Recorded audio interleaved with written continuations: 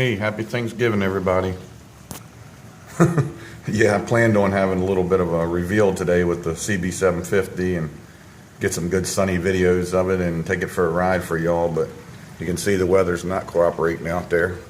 Some of you may remember this scene from the Irma hurricane videos, but anyway, bear with me here because I got the bike in this and the grill and everything else from outside. Got it in this little hallway here out of the way, so it's going to be terrible video, but just wanted to say happy Thanksgiving and talk a little bit about it.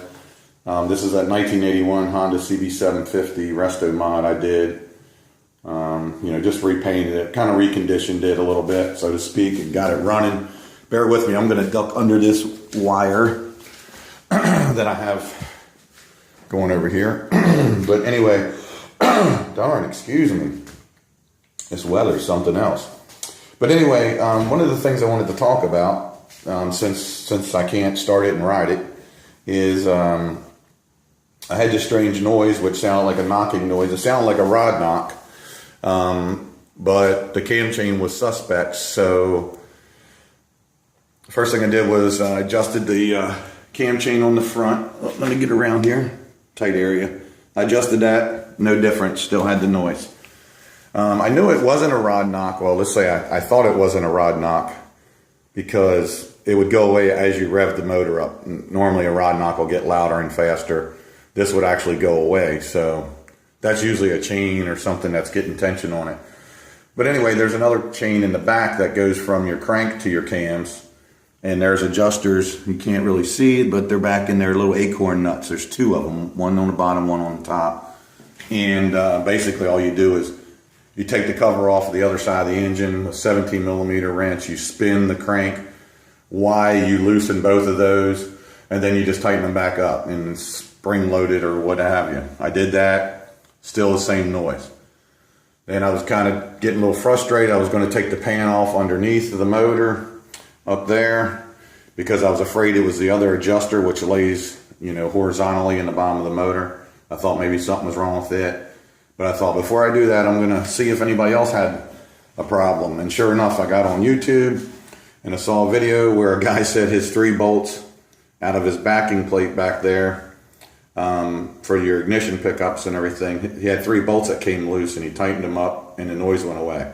Sure enough, that's what happened to mine. Then more investigation I did come to find out it's problematic with these, especially the 81 models for some reason. But anyway, so finally got that taken care of and problem solved. I'm so glad. It's still a little bit cold natured. This bike has not run in like 10 years. And you can go back and see my other videos. And I really apologize about all the shadows in this little hallway. And I'm only like a foot away from the bike, so I can't get far enough away to really show you anything. I started to do like a, kind of a restoration on it. And then it turned into, hey, I'm going to flip this bike and, get another project. So that's usually what happens to me. I start to get bored or if they take too long or what have you. And usually by the time I get done, I'm out of money and I have to reimburse my bank account. So that's a lot of it too. But anyway, yeah, I had big plans for it, like especially the paint job. I was going to do something, way different. And then, like I said, I got towards the end and realized that I just stuck these little stickers on there, actually kind of goofing around the other day because I had ordered some nice ones and that's a long story, but it didn't work out. So anyway, I just stuck those on there because I'm like, man, I really need something. So I just left them for now. I was going to do some nice stuff and clear coat over it and all that stuff. But anyway, this thing still, like I say, hasn't ran in 10 years. And it's still kind of acting a little cold-natured. Once you get it warmed up, it runs great. But I've only put, 8 miles on the thing. Okay, you don't have to focus. Do whatever you want. Since I got it going, that's just running around back and forth. One thing I do need to do is you can see, you see on here where I got some form of gasket, some sealant or whatever. That's not gooped up so it doesn't leak. I always do this when you gotta put the gasket in the top and then try to get it in there and all this kind of stuff.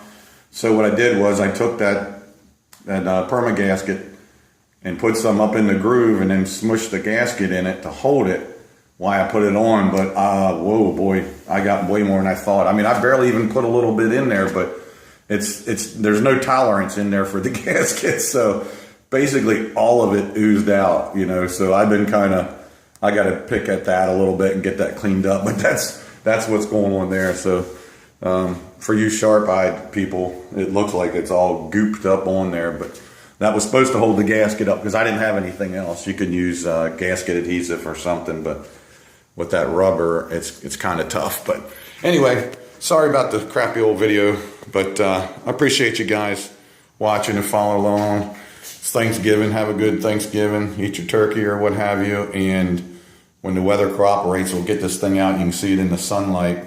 It turned out pretty nice. Like I say, I got it listed on Craigslist right now for sale. And you know how that goes. I've been dealing with some real special people. Nobody has actually showed up yet. And I think it's been on there. It's going on a week. And I've been talking to people like every day, all day. And I still haven't got anybody that's actually came through and showed up. So typical stuff. But anyway, once again, thanks for watching. And stay tuned. We'll get some better videos of it when it clears up. All right. Peace.